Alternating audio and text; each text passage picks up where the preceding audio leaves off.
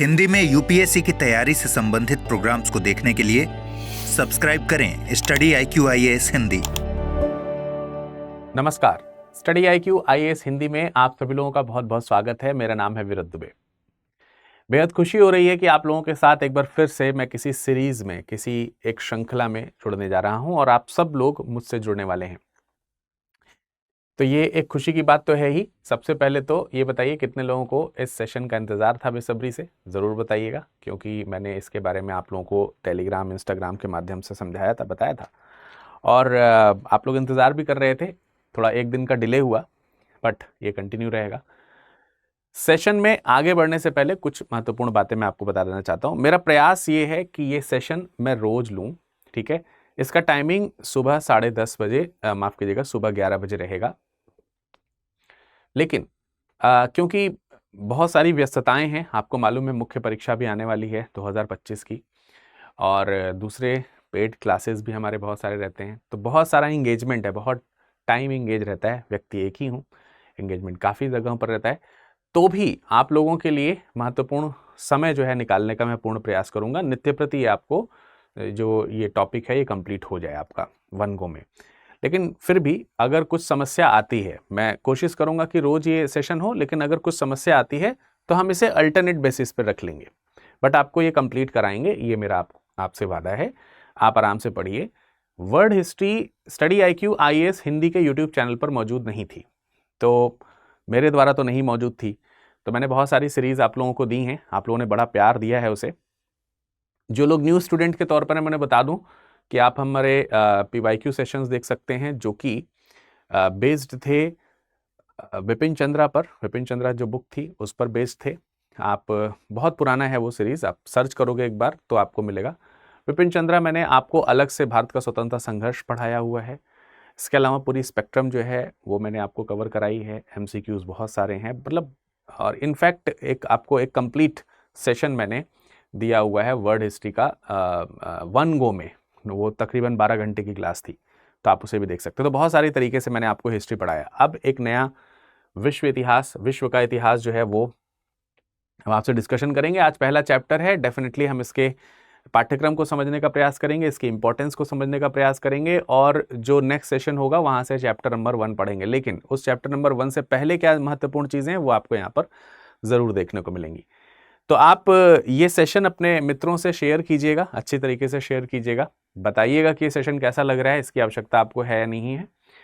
तो वैसे अभी अगर देखा जाए, रिसेंटली अगर देखा जाए तो 2025 यूपीएससी जिस समय सेशन आपको दे रहा हूं उस समय यूपीएससी 2025 का मुख्य परीक्षा जो है वो आयोजित होने वाली है, ठीक है। 2025 की मुख्य परीक्षा ये आयोजित होने वाली है। तो इसमें, मतलब, इस परीक्षा में भी आप में से बहुत सारे लोगों को काफ़ी ज़्यादा लाभ यहाँ पर मिलेगा, ऐसी मेरी आशा है, ऐसी मेरी उम्मीद है। सेशन को ज़रूर ध्यान से देखिए। जो चीज़ें मैं आपसे पूछता रहूं, कम्युनिकेटिव बनाने के लिए आप उसका उत्तर ज़रूर दें, क्योंकि इससे सहजता होती है और आप हमारे और आपके बीच में संवाद जो है वो बना रहता है, ठीक है। तो अंदर से तो बड़ी खुशी हो रही है भाई आप लोगों से दोबारा जुड़ करके। पता नहीं आपको कैसी खुशी महसूस हो रही है, आप भी अपने एक्सप्रेशन ज़रूर बताइएगा हमें। तो विश्व का इतिहास, और ये विश्व का जो इतिहास है अगर देखा जाए तो यूपीएससी CSE में इसका योगदान जो है वो केवल मुख्य परीक्षा में है, मुख्य परीक्षा में।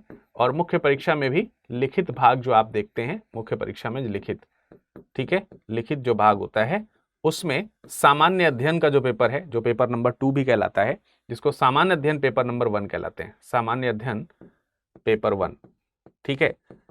पेपर नंबर तो GS का पेपर नंबर 1 है और वैसे तो पेपर 2 है। तो GS पेपर 1 में आपको वर्ड हिस्ट्री जो है वो देखने को मिलती है। अब वर्ड हिस्ट्री के बारे में हम लोग समझेंगे। आज हम यहाँ पर पाठ्यक्रम समझने का प्रयास करेंगे, साथ ही साथ ये भी देखने का प्रयास करेंगे कि पूर्व में, यानी विगत वर्षों में इसके जो प्रश्न हैं वो कैसे रहे हैं, और हमारा जो पढ़ाई का स्तर होने वाला है वो उसको मैच करेगा या नहीं करेगा। आइए एक बार नजर डालते हैं। तो सबसे पहले देखते हैं क्या है पाठ्यक्रम। पाठ्यक्रम में एक टॉपिक है आपका पुनर्जागरण। फ्रेंड्स, आप लोग पढ़ते हैं, वैसे तो मॉडर्न इंडियन हिस्ट्री में भी 18वीं शताब्दी में, 19वीं शताब्दी के प्रारंभ में आप पुनर्जागरण पढ़ रहे होते हैं। नवजागरण, पुनर्जागरण, आधुनिक भारत का नया इतिहास वहाँ से शुरू होता है। तो जो चीज़ हम देखते हैं कि वहाँ पर धार्मिक सुधार के तौर पर, सामाजिक सुधार के तौर पर, आर्थिक सुधार के तौर पर, शैक्षिक सुधार के तौर पर आपको देखने को मिलती हैं, ठीक उसी प्रकार से विश्व के तमाम सारे देशों में अगर हम देखें तो हमारा जो आधुनिक भारत है वो पश्चिम में यूरोप से प्रभावित है। तो जिस यूरोप ने हमें प्रभावित किया आधुनिक भारत के समय में, वो यूरोप भी पहले हमारे जैसा ही था। मतलब वहाँ पर भी जो है वो धार्मिक रूढ़िवादिता, पिछड़ापन और एक वर्ग का, समाज के एक वर्ग का अन्य वर्गों पर प्रभाव, दबाव वो बना रहता था, उसी तरीके से था। फिर धीरे धीरे उनके अंदर भी पुनर्जागरण आया और उन्होंने समझा कि भाई ऐसा समाज नहीं चलना चाहिए। तो उसी को बोला जाता है बेटा पुनर्जागरण। और हम इस अध्याय में समझने का प्रयास करेंगे कि यूरोप में जो पुनर्जागरण आया, उस पुनर्जागरण का क्या कारण था, उसके पीछे क्या जो है रीजंस रहे होंगे, फिर उन रीजंस ने कैसे जो है जो उस इतिहास है उसका वो बढ़ाया, यानी कि किस तरीके से पुनर्जागरण आगे बढ़ा, स्टेप बाय स्टेप, चरण बाय चरण ये कैसे आगे बढ़ा। और हम उसमें समझेंगे कि उसका फिर प्रभाव क्या रहा।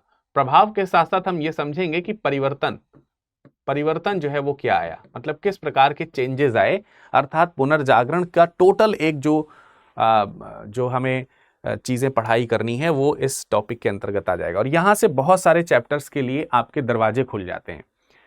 अब एक चीज और मैं आपको बता दूं, विश्व इतिहास को लेकर के लोगों को लगता है कि यार भारत विश्व का एक देश है, उसका इतिहास इतना बड़ा है, तो सोचिए विश्व का इतिहास कितना बड़ा होगा। तो भाई मैं आपको ये बताना चाहता हूं कि आप जो पढ़ाई कर रहे हैं यहाँ पर, वो यूपीएससी के पॉइंट ऑफ व्यू से कर रहे हैं, यूपीएससी सीएससी के पॉइंट ऑफ व्यू से कर रहे हैं। तो इसका जो पाठ्यक्रम है ये बहुत ज्यादा बड़ा नहीं है, ध्यान रखें, इसका पाठ्यक्रम बहुत ज्यादा बड़ा नहीं है। जो आप मॉडर्न इंडियन हिस्ट्री या फिर एंशिएंट मिडिवल इंडियन हिस्ट्री पढ़ते हैं उससे कहीं छोटा इसका इतिहास है, लेकिन वो काफी ज्यादा जो है वो इम्पैक्ट करता है इंडिया को। इनफैक्ट मैं आपको ये बहुत आसानी से अगर समझाने का प्रयास करूं, आप बहुत अच्छे से कनेक्ट हो जाएंगे इस चीज को लेकर के कि अगर आपसे पूछे कि भाई विश्व का इतिहास का पाठ्यक्रम क्या है, एक लाइन में अगर इसका आंसर देना हो तो आप इस तरीके से दे सकते हैं कि विश्व के इतिहास में यूपीएससी के सिलेबस में वो हिस्सा आता है जो विश्व का इतिहास भारत को प्रभावित करता है। यानी जो भी हिस्सा जिसने भी भारत को प्रभावित किया, जिससे भी भारत ने कुछ सीखा, जिसका असर अंततः शुरुआत में या बीच में या बाद में कभी भी भारत के ऊपर पड़ा, वो चीज हम अपनी इंडियन हिस्ट्री में, वो चीज अपनी वर्ल्ड हिस्ट्री में पढ़ते हैं। तो ऐसी बहुत सारी चीजें नहीं है जिसका इंपैक्ट इंडिया के ऊपर पड़ा, कुछ चीजें हैं, तो उन्हीं कुछ चीजों को हम यहां पर पढ़ते हैं। जैसे जो यूरोप का पुनर्जागरण है, उस यूरोप के पुनर्जागरण ने भारत के ऊपर भी प्रभाव डाला। उसी समय नहीं डाला, बाद में डाला, लेकिन बाद के लोगों ने सीखा कि जब यूरोप में पुनर्जागरण हुआ था तो क्या हुआ था, तो हमने अपने यहां भी उसी प्रकार पुनर्जागरण किया। इस तरीके से कई सारे चैप्टर्स हैं जिनका इंडिया से डायरेक्ट और indirect at the same time और इन लेटर ऑन पीरियड जो भी इंपैक्ट पड़ रहा है, वो वाला एरिया हमारे सिलेबस के अंदर कवर हो रहा है। ठीक है, हमें ब्रिटेन का इतिहास नहीं पढ़ने जा रहा है, हमें रूस का इतिहास नहीं पढ़ने जाना है, हमें जर्मनी का इतिहास नहीं पढ़ने जाना है उतना जैसा कि हम वर्ल्ड हिस्ट्री में, इंडियन हिस्ट्री में चीजों को पढ़ते हैं, वैसा नहीं। उसका एक वैश्विक प्रभाव या फिर उस वैश्विक प्रभाव में जो इंडिया के ऊपर प्रभाव पड़ रहा है उसको समझने का हम बस प्रयास करते हैं। इसलिए ये सिलेबस छोटा है, आप परेशान ना हो इस चीज को लेकर के, ये सिलेबस छोटा है। उसके बाद हम देखेंगे औद्योगिक क्रांति। जो सेकंड चैप्टर हम लोग पढ़ रहे होंगे वो होगा आपका औद्योगिक क्रांति। औद्योगिक क्रांति में जब हम जाएंगे तो ये भी यूरोप की है, मतलब यूरोप में जो औद्योगिक क्रांति हो रही है उस यूरोप में औद्योगिक क्रांति के बारे में पढ़ रहे हैं। ऑब्वियसली ये इंग्लैंड को लेकर के, ऑब्वियसली इसमें हम लोग इंग्लैंड को लेकर के चर्चा कर रहे होंगे बेटे, ठीक है। ठीक, ध्यान रखें, बहुत अच्छी तरीके से इसका ध्यान रखें। अरे भाई क्या दिक्कत है इसमें, क्यों नहीं इरेज हो रहा है? अच्छा, इरेजर सेलेक्ट नहीं हो पा रहा था, ठीक है जी। तो इंग्लैंड जो है, इंग्लैंड से किस प्रकार से ये चीज शुरू होती है इसको हम समझने का प्रयास करेंगे। और यूरोप में इंग्लैंड की क्रांति हम लोग मतलब इंग्लैंड की क्रांति और यूरोप में उसका प्रभाव वगैरह ये सब देखेंगे। सो इंग्लैंड की जो क्रांति है उसके क्या कारण है, उसका रीजन क्या है, उसको हम समझने का प्रयास करेंगे, ठीक है। इसके अलावा उस औद्योगिक क्रांति से लाभ क्या होंगे, इंग्लैंड की क्रांति, शायद मैंने बोला इंग्लैंड की क्रांति, औद्योगिक क्रांति, औद्योगिक क्रांति के क्या कारण हैं, उस औद्योगिक क्रांति से यूरोप को और ब्रिटेन को किस प्रकार का लाभ हुआ उसको हम समझने का प्रयास करेंगे। साथ ही साथ समझेंगे कि इसके वैश्विक प्रभाव क्या है। वैश्विक प्रभाव जो है इसका क्या है, इसको हम समझने का प्रयास करेंगे। इसी वैश्विक प्रभाव में भारत के ऊपर पड़ने वाले प्रभाव को भी हम समझने का प्रयास कहीं ना कहीं कर लेंगे, तो इसमें कोई आपको दिक्कत नहीं आएगी। ठीक है, बहुत अच्छे से समझ लीजिएगा। तीसरा चैप्टर हमारा होगा बेटा राजनीतिक क्रांतियों का। राजनीतिक क्रांतियों में बेसिकली कई चैप्टर इन्वॉल्व हैं। कहने को तो ये एक टॉपिक है, एक चैप्टर है, लेकिन इसके अंदर कई सारे दूसरे चैप्टर्स जो हैं वो इन्वॉल्व हैं, ऑलरेडी इसमें शामिल हैं। वो कौन कौन से चैप्टर हैं? जैसे राजनीतिक क्रांति का मतलब है कि अमेरिका की क्रांति, तो हमें अमेरिकी क्रांति के बारे में पढ़ने को मिलेगा।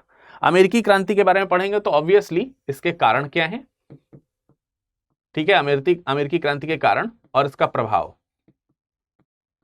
यानी कि इसके क्या रिजल्ट निकले, उसका परिणाम जो है वो हम समझेंगे। सेम एज इसी तरीके से हम फ्रांस की क्रांति और रूस की क्रांति के बारे में समझेंगे और रूस से निकलने वाली कुछ विचारधाराओं को भी पढ़ेंगे। कुछ विचारधाराएं जो हैं वो यहां पर फौरी तौर पर हम यहां पर समझने का प्रयास करेंगे। ठीक है, विस्तृत विचारधारा के बारे में हमने अलग से विचारधारा का एक टॉपिक रखा है, चैप्टर रखा है। तो एक एक करके 3 महत्वपूर्ण राजनीतिक क्रांतियां जिसने पूरे विश्व में हलचल मचा दी एक समय में, और तमाम सारे वैश्विक जो प्रभाव हैं वो उसने छोड़े, और उसका प्रभाव भारत पर भी पड़ा। भारत ने भी उससे बहुत कुछ सीखा, चाहे वो क्रांति की बात हो, चाहे वो आगे के आंदोलनों की बात हो, उन सब का स्रोत आपको यहां पर देखने को मिलेगा। ये बहुत इंपॉर्टेंट चैप्टर है बेटा, बहुत इंपॉर्टेंट चैप्टर है, अमेरिकी, फ्रांस और रूस की क्रांति। फिर हम लोग देखेंगे यूरोप में राष्ट्रवाद। आप भारत में राष्ट्रवाद पढ़ते हैं, आधुनिक भारत का इतिहास जब पढ़ते हैं, भारत के स्वतंत्रता संघर्ष का जब इतिहास पढ़ते हैं, तो उसमें भारत का राष्ट्रवाद पढ़ रहे होते हैं। मेरे ख्याल से शायद जब भी आप कांग्रेस के बारे में पढ़ते हैं तो कांग्रेस पढ़ने से पहले या फिर 1857 की क्रांति के बाद का जो भी इतिहास हम उठाना शुरू करते हैं, या वहां से जो इतिहास उठाना शुरू करते हैं, वो राष्ट्रवाद से प्रभावित होकर के ही चलता है। तो हम समझते हैं कि भारत का राष्ट्रवाद क्या है, लेकिन भारत के राष्ट्रवाद से पहले हमको यहां पर विश्व के इतिहास में जानना जरूरी होगा कि यूरोप में राष्ट्रवाद कैसे आया। ठीक है, यूरोप का राष्ट्रवाद आने का रीजन क्या था, कारण क्या था, क्यों ये आया, और इसने यूरोप को किस प्रकार से चेंज किया। तो हम इसमें समझेंगे इसके प्रभाव के अंतर्गत इटली और जर्मनी, ये अपने आप में 2 चैप्टर्स के तौर पर सेपरेटली आप इसको रख सकते हो। तो एक चैप्टर आपका होगा इटली का एकीकरण और दूसरा चैप्टर होगा बेटे जर्मनी का एकीकरण। बहुत ही बढ़िया है ये टॉपिक, ध्यान से समझिएगा। और इनमें जहां कहीं भी जरूरत पड़ेगी मैं आपको मैप पे चीजें दिखाऊंगा, नक्शे पर चीजें दिखाऊंगा, जिससे कि आपको लोकेशन वाइज उस समय की जो चीजें हैं वो आपको दिखाई और समझ में चीजें जो हैं वो आएंगी। ठीक है, तो ये आपको यहां पर ध्यान रखना है। तो यूरोप में राष्ट्रवाद हमारा इस तरीके का आपको देखने को मिलेगा, राइट, यूरोप में राष्ट्रवाद। फिर उसके बाद 2 इंपॉर्टेंट चैप्टर जहां से अक्सर आपके एग्जाम में क्वेश्चंस बनते रहते हैं। सबसे पहले हम पढ़ेंगे प्रथम विश्व युद्ध। देखो, इस समय तक पहुंचने से पहले यूरोप की स्थिति को हमें समझना जरूरी था, और यूरोप में सदियों से होने वाले जो परिवर्तन थे उन परिवर्तनों को देखना जरूरी था। तो वो सब यहां पर आपको मैक्सिमम आपको देखने को मिल जाएंगे। ये कहने को छोटे छोटे चैप्टर्स हैं, ये हैं बड़े, मतलब इनके अंदर बहुत सारी कहानियां हैं। तो आप इसके ऊपर मत परेशान होइएगा कि सर ये तो 2-3 चैप्टर ही हैं, इतने ही हैं, ऐसे ही हैं, बहुत ज्यादा चैप्टर्स नहीं है, लेकिन इनके प्रभाव बहुत ज्यादा हैं। ठीक है, तो हम पढ़ेंगे प्रथम विश्व युद्ध। प्रथम विश्व युद्ध में ऑब्वियसली सबसे पहले खंगालने का प्रयास करेंगे कि विश्व युद्ध होने का कारण क्या है, क्या ये कारण इन चैप्टर से कहीं से जुड़ते हैं, जुड़े हुए नजर आते हैं, या फिर इनमें कहीं ना कहीं दूसरे देशों का प्रभाव भी हमको शामिल होता हुआ दिखाई देता है। और आज जो स्थिति है विश्व की, क्या ऐसी स्थिति पहले कभी रही है प्रथम विश्व युद्ध या द्वितीय विश्व युद्ध के समय, थोड़ा सा हम इसको भी समझने का प्रयास करेंगे। तो हल्का सा वो आईआर की तरफ चला जाएगा, बट उसको डायरेक्टली हम मतलब वर्ड हिस्ट्री से नहीं जोड़ेंगे, लेकिन आपको आपकी समझ विकसित होगी, उसमें थोड़ा सा नयापन भी आएगा कि ट्रेडिशनली आप वर्ड हिस्ट्री नहीं पढ़ रहे हैं, थोड़ा सा उसमें कुछ नया भी है, नया तड़का भी है। इसके अलावा उस दौरान, जिस दौरान प्रथम विश्व युद्ध हुआ, उस दौरान कौन कौन सी महत्वपूर्ण घटनाएं घटित हुई, उस दौरान होने वाली जो महत्वपूर्ण घटनाएं हैं, उन महत्वपूर्ण घटनाओं के ऊपर भी हमारी चर्चा चलेगी। फिर हम समझेंगे कि जब युद्ध समाप्त हुआ तो उसके क्या परिणाम निकले, किस तरीके का वहां पर परिणाम आया, इसको हम समझने का प्रयास करेंगे। क्या रिजल्ट निकला, कौन जीता, कौन हारा, फिर क्या हुआ। और फिर हम समझेंगे कि युद्ध के बाद जो है वो विश्व किस तरीके का रहा, प्रथम विश्व युद्ध के बाद। बेसिकली इसको बताने का मतलब ये है कि आपको हमको सबको मालूम है यार कि फर्स्ट वर्ल्ड वॉर हुआ, फर्स्ट वर्ल्ड वॉर अगर लिखा है तो इसका मतलब सेकंड भी हुआ होगा, अदरवाइज सिर्फ एक ही विश्व युद्ध लिखा तो विश्व युद्ध होता। तो सेकंड वर्ल्ड वॉर जब होगा तो फर्स्ट वर्ल्ड वॉर और सेकंड वर्ल्ड वॉर के बीच का जो समय है, यानी 1918 से लेकर के 1939 तक के बीच का जो वैश्विक काल है, उस वैश्विक काल को हम यहां पर समझने का प्रयास करेंगे। तो ये अपने आप में एक छोटा सा टॉपिक या चैप्टर है, अलग सेपरेट, ठीक है, इसको हम यहां पर इंक्लूड करेंगे। फिर अपनी पढ़ाई में हम इंक्लूड करेंगे अगला टॉपिक जिसका नाम है द्वितीय विश्व युद्ध। द्वितीय विश्व युद्ध यानी कि second world war. Second world war में भी हम उसी तरह समझने का प्रयास करेंगे कि भाई जब फर्स्ट वर्ल्ड वॉर हो गया था और वहां से वैश्विक शांति के प्रयास किए गए थे, तो वो वैश्विक शांति के प्रयास विफल क्यों हुए, शांति के प्रयास जो हैं वो विफल हुए। तो ये शांति के जो प्रयास हैं, शांति के जो प्रयास हैं, ये प्रयास विफल क्यों हुए, ठीक है, पीस मतलब एक ग्लोबल पीस जो है वो फेल्योर क्यों हमको देखने को मिलता है वो समझेंगे। दूसरे कारण भी हैं, कुछ उन कारणों को भी समझने का प्रयास करेंगे।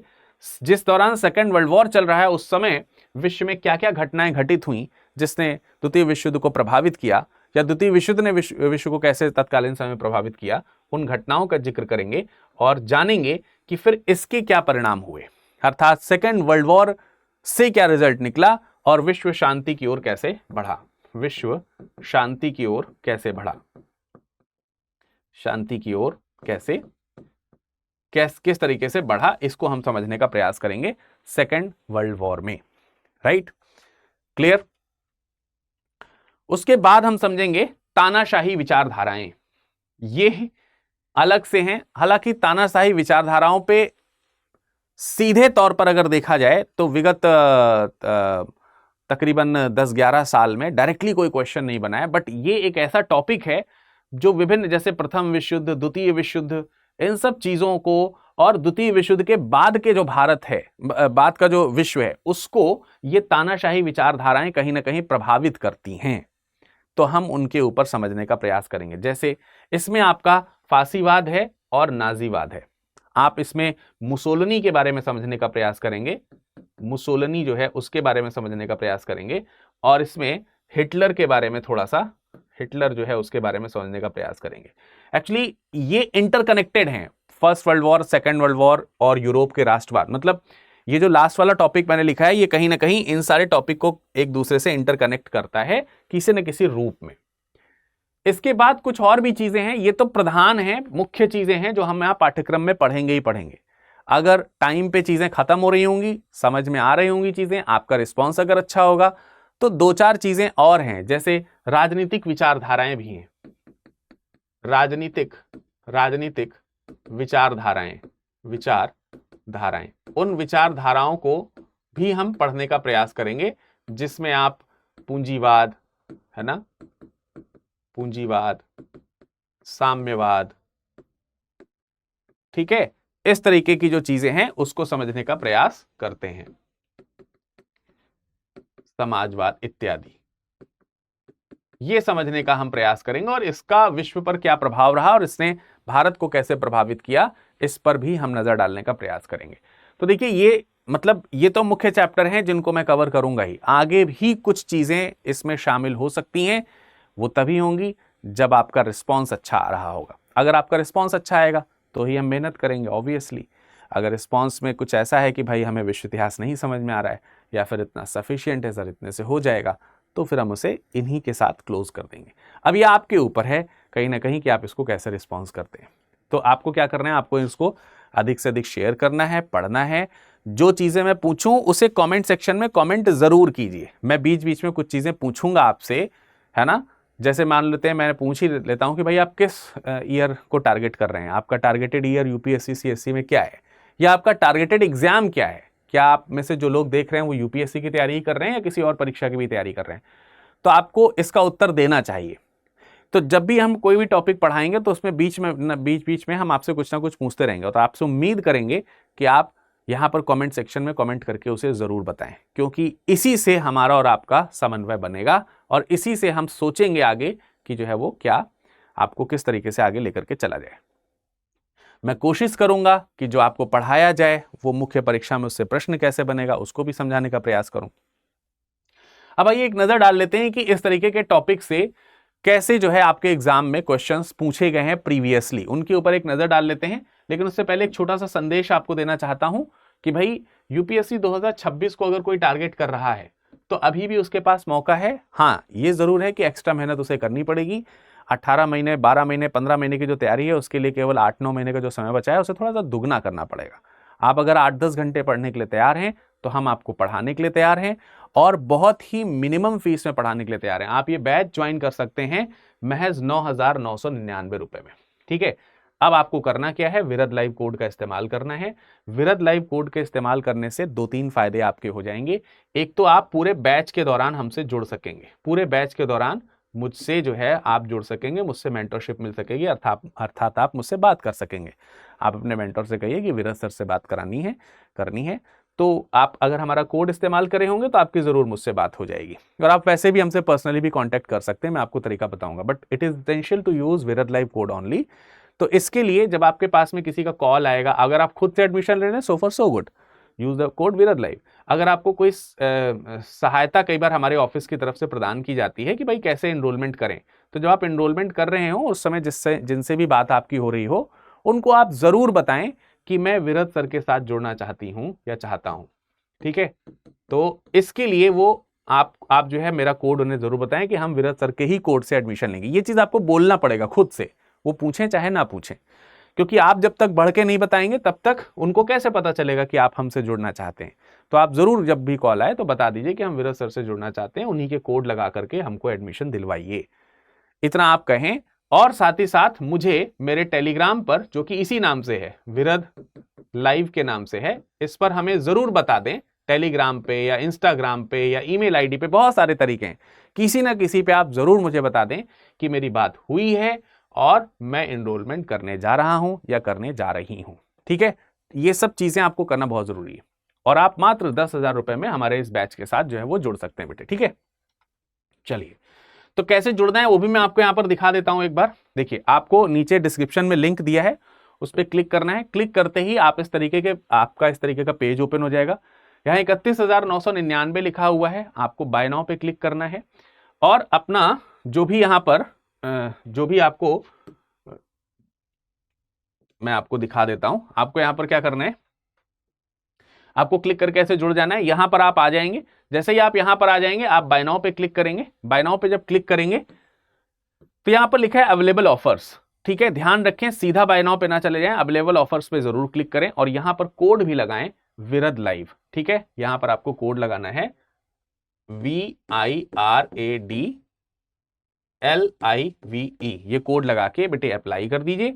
अप्लाई करने के बाद आप देख सकते हैं कि आप अगर गोल्ड सेलेक्ट करेंगे तो 10,999 दिखा रहा है, मैं आपको 9,999 में दिला दूंगा, इससे भी ज्यादा।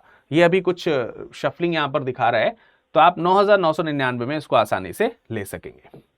ठीक है, जैसा कि मैंने आपको यहां पर दिखाया है, बताया है, आप चिंता ना करें, आपको 9,999 यानी कि 10,000 में मिल जाएगा। तो इस तरीके से आप इसमें एनरोलमेंट करा सकते हो। ध्यान रखना 20 जुलाई जो है वो आखिरी तिथि है, 20 जुलाई जो है लास्ट डेट है, तो 20 जुलाई से आपको पहले जुड़ जाना है। ठीक है, ये चीज का आप जरूर ध्यान रखें, 20 जुलाई से पहले जुड़े। चलिए, अब हम बढ़ते हैं थोड़ा परिचय की तरफ, और परिचय में हम ये समझने का प्रयास करेंगे कि जो क्वेश्चंस हैं विगत वर्षों के वो किस तरीके के आए हैं और विगत वर्षों के प्रश्नों की संख्या जो है वो क्या है। विगत वर्षों के प्रश्न मतलब यूपीएससी सीएससी में ये जो वर्ड हिस्ट्री है इसकी इंपॉर्टेंस क्या है और इसमें कितने प्रश्न जो है वो पूछे जाते हैं और उसे हमें कैसे अटेम्प्ट करने चाहिए और इसके पूछे जाने की शैली कैसी है। अगर हम ये पहले से जान लेंगे, वैसे ये आपका काम होना चाहिए था, अगर हम ये पहले से जान लेंगे तो आपको पढ़ने में बड़ी सुविधा हो जाएगी। तो देखिए, यहां पर प्रश्नों की संख्या मैं 2013 से लेकर के शुरू कर रहा हूं। 2013 में 4 क्वेश्चन पूछे गए थे वर्ड हिस्ट्री से मुख्य परीक्षा में। 2014 में 2 पूछे गए, 2015 में 2 पूछे गए, 2016 में 1 क्वेश्चन पूछा गया, 2017 में भी 1 क्वेश्चन पूछा गया, 2018, 19 और आपका 2020 यहां पर कोई प्रश्न वर्ड हिस्ट्री से नहीं आया। ठीक है, उसके बाद 2021 में फिर से प्रश्न आने शुरू हुए, एक प्रश्न आया वर्ल्ड हिस्ट्री से। 2022 में फिर कोई क्वेश्चन नहीं आया। 2023 में एक प्रश्न आया वर्ल्ड हिस्ट्री से। 2024 में 2 प्रश्न आया वर्ल्ड हिस्ट्री से। और अभी 2025 का पेपर होने वाला है, तो उसमें पता चलेगा कि कितने क्वेश्चंस आएंगे। तो भाई ये है प्रश्नों की संख्या अलग अलग वर्षों में। और आइए एक बार नजर भी डाल लेते हैं कि 2013 में जो 4 क्वेश्चन पूछे गए थे वो किस तरह से थे। देखिए, पहला क्वेश्चन इसमें था, जापान में देर से हुई औद्योगिक क्रांति में कुछ ऐसे कारक शामिल थे जो पश्चिम के अनुभव से स्पष्ट रूप से भिन्न थे, इसका विश्लेषण कीजिए। तो उस समय जापान की जो क्रांति है उसको भी यहां पर लिया जाता था, बट थोड़ा सा ये आउटडेटेड हो गया है, बट क्वेश्चन आया हुआ है। अफ्रीका को यूरोपीय प्रतिस्पर्धा के संयोग से कृत्रिम रूप से निर्मित राज्यों में विभाजित कर दिया गया, विश्लेषण कीजिए। तो जब हम उपनिवेशवाद पढ़ते हैं तो उसमें अफ्रीका, लैटिन अमेरिका, ठीक है, यूरोप के दूसरे हिस्से, एशिया के दूसरे हिस्से, इन सब पे उस उपनिवेशवाद का प्रभाव पड़ते हैं और वे उपनिवेशीकरण पड़ते हैं। तो वहां से आने वाला एक टॉपिक आपको देखने को मिलेगा। फिर कह रहे हैं अमेरिकी क्रांति वाणिज्यवाद के विरुद्ध एक आर्थिक विद्रोह था, पुष्टि कीजिए। ये सीधा क्वेश्चन आप देख सकते हैं अमेरिकी क्रांति से जुड़ा है, जो मैंने आपको बताया कि टॉपिक आपका आता है। फिर कह रहे हैं महान आर्थिक मंदी को रोकने के लिए कौन से नीतिगत उपकरण अपनाए गए थे। देखिए, जब हम कई बार हमारे, आपको मालूम है कि कई बार विश्व में ग्लोबल रिसेशन आता है, वैश्विक मंदी आती है, तो ये उस समय की वैश्विक मंदी पर बनने वाला प्रश्न है, इसको आपको पढ़ने को मिलेगा, आप निश्चिंत रहें। फिर 2014 में जो क्वेश्चन पूछे गए वो क्या थे। 2014 में क्वेश्चन था, 1956 में स्वेज संकट किन घटनाओं के कारण उत्पन्न हुआ, इसने विश्व शक्ति के रूप में ब्रिटेन की आत्म छवि को किस प्रकार से अंतिम झटका दिया। फिर लेनिन की नई आर्थिक नीति 1921 ने स्वतंत्रता के तुरंत बाद भारत द्वारा अपनाई गई नीतियों को प्रभावित किया था, इसका मूल्यांकन कीजिए। ठीक है, तो यूरोप के महान विचारक वगैरह जो होंगे या राष्ट्रवादी जो होंगे, क्रांतिकारी जो होंगे, उनके बारे में भी हमको इन्हीं सब चैप्टर्स में पढ़ने को मिल जाएगा, तो आप परेशान ना हो उसके लिए। फिर 2015 में जो क्वेश्चन आया बेटे वो था, औद्योगिक क्रांति सबसे पहले इंग्लैंड में क्यों हुई, औद्योगिकरण के दौरान वहां के लोगों के जीवन स्तर पर चर्चा कीजिए, इसकी तुलना वर्तमान भारत से कैसे की जा सकती है। देख रहे हैं ये क्वेश्चन कितनी खूबसूरती से वर्ल्ड हिस्ट्री के साथ, यानी 2015 से एक परंपरा थोड़ी सी आपको देखने को मिलेगी कि कई क्वेश्चन ऐसे हैं जो वर्ल्ड हिस्ट्री और इंडियन हिस्ट्री के मॉडर्न पोर्शन को मिक्स करके आपसे पूछे जा रहे हैं। क्योंकि वही बात है ना कि हमें विश्व इतिहास में वो चीजें पढ़नी है जिसका भारत के ऊपर तेजी से प्रभाव हमको देखने को मिला हो उसी समय या फिर बाद का। जर्मनी को किस हद तक 2 विश्व युद्धों के लिए जिम्मेदार ठहराया जा सकता है, आलोचनात्मक रूप से चर्चा कीजिए। बड़ी खूबसूरती से दोनों वर्ल्ड वॉर्स के बारे में यहां पर प्रश्न रखने का प्रयास किया गया। सेपरेटली एक एक वर्ल्ड वॉर के बारे में पूछते से बेहतर है उन्होंने एक ऐसे मुद्दे को उठाया जो दोनों वर्ल्ड वॉर को कनेक्ट करता है। फिर 2016 में एक प्रश्न आया कि पश्चिमी अफ्रीका में उपनिवेश विरोधी संघर्षों का नेतृत्व पश्चिमी शिक्षित अफ्रीकियों के नए अभिजात वर्ग ने किया, इसका परीक्षण कीजिए। ठीक है, तो उपनिवेशीकरण, विउपनिवेशीकरण भी आपका यहां पर एक टॉपिक रहेगा, हम चर्चा करेंगे उसमें। मलय प्रायद्वीप में विउपनिवेशीकरण, देखो यहां से भी विउपनिवेशीकरण से एक क्वेश्चन आया, तो इसको भी हम कनेक्ट करने का प्रयास करेंगे। फिर 2021 में क्वेश्चन आया बेटे, रिसेंट के अगर टॉपिक्स देखे जाएं तो पिछले, जब हम कहते हैं ना पिछले 5 वर्षों के क्वेश्चंस देखे, तो पिछले 5 वर्षों के ट्रेंड आपको यहां पर दिखेंगे। कह रहे हैं 2 विश्व युद्धों के बीच लोकतांत्रिक राज्य व्यवस्था के लिए एक गंभीर चुनौती उत्पन्न हुई, कथन का मूल्यांकन कीजिए। तो यहां पर भी वर्ल्ड वॉर से रिलेटेड जो है एक टॉपिक आपको देखने को मिल रहा है। 2023 में जो क्वेश्चन आया वो आया, विश्व के विभिन्न देशों में रेलवे की शुरुआत के सामाजिक आर्थिक प्रभावों को उजागर कीजिए। Totally different question, totally different question. बहुत सारे लोगों ने इसको मॉडर्न हिस्ट्री में रखने का प्रयास किया, लेकिन आप देख सकते हैं कि विश्व के विभिन्न देशों में रेलवे की शुरुआत के सामाजिक आर्थिक प्रभावों को उजागर कीजिए। तो ये क्वेश्चन विश्व इतिहास को इकोनॉमी के साथ बड़ी खूबसूरती से पिरोता है और उसमें एनी हाउ इंडियन हिस्ट्री का मॉडर्न पोर्शन भी इंक्लूड करवा ही लेता है। यार आप रेलवे का विकास जब पढ़ेंगे तो भारत में भी रेलवे का विकास हुआ, आप उसे जरूर बताएंगे। ठीक है, भारत में उस समय रेलवे का विकास क्यों हुआ, वो कहीं ना कहीं विश्व के रेलवे के विकास की एक कहानी का एक हिस्सा है। तो हमें ये क्वेश्चन भी समझने को मिलता है। 2023 में एक बहुत ही खास क्वेश्चन आया। और फिर आया वर्ष 2024 जिसमें एक प्रश्न आया, ये कहना कहां तक सही है कि प्रथम विश्व युद्ध मूलतः शक्ति संतुलन को बनाए रखने के लिए लड़ा गया था। आप देखिए पिछले जितने भी हम क्वेश्चंस आपको दिखा रहे हैं उसमें बार बार first world war, second world war के इर्द गिर्द, मतलब अभी तक मेरे ख्याल से 4 से 5 क्वेश्चन आप पढ़ रहे हैं जो वर्ल्ड वॉर के इर्द गिर्द पढ़ने को मिल रहा है। फिर उसके बाद औद्योगिक क्रांति को लेकर के कई क्वेश्चंस बन रहे हैं। तो ये सब टॉपिक कितने इंपॉर्टेंट हो सकते हैं आपके लिए, ये आपको पता चल जाता है। फिर क्या देखो यहां पर फिर आया, इंग्लैंड में हुई औद्योगिक क्रांति भारत में हस्तशिल्प और कुटीर उद्योगों के पतन के लिए किस प्रकार या किस हद तक जिम्मेदार थी। अगेन ये वो पैटर्न है जो 2015 में आपको देखने को मिला था कि भाई इंडियन हिस्ट्री को वर्ल्ड हिस्ट्री के साथ कैसे जोड़ा जाए। ठीक है, देखिए यहां पर जो आपका ये देखिए आप देख सकते हैं, और वो भी औद्योगिकरण से ही संबंधित थी। इसका मतलब 2015 का ये जो क्वेश्चन है वो कहीं ना कहीं 2024 का जो क्वेश्चन पूछा गया उससे बिल्कुल मतलब काफी हद तक पैरेलल है। क्या कहा गया, औद्योगिक क्रांति सबसे पहले इंग्लैंड में क्यों हुई, औद्योगिकरण के दौरान वहां के लोगों के जीवन स्तर पर चर्चा कीजिए, इसकी तुलना भारत से कैसे की जा सकती है ना, इसकी तुलना भारत से कैसे की जाती है। इसका एक बदला हुआ रूप ही है जो आपको यहां पर 2024 में देखने को मिल रहा है। ठीक है, 2024 में आपको उसी का बदला हुआ रूप देखने को मिल रहा है। इंग्लैंड में हुई औद्योगिक क्रांति भारत में हस्तशिल्प और कुटीर उद्योगों के पतन के लिए किस हद तक जिम्मेदार था।